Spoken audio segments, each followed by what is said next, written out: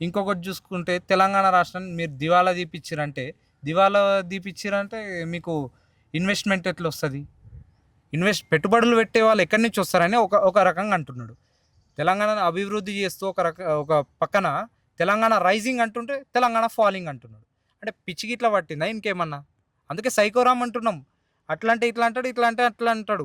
ఒక్కదాని opposition party అంటే ప్రభుత్వం ఏమన్నా తప్పు చేస్తే అపోజ్ చేయాలి. చేసే మంచిని అపోజ్ చేస్తున్నాడు.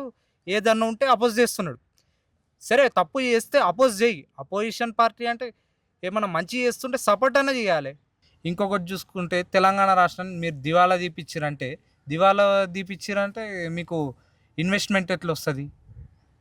పెట్టుబడులు పెట్టే వాళ్ళు ఎక్కడి నుంచి వస్తారని ఒక ఒక రకంగా అంటున్నాడు.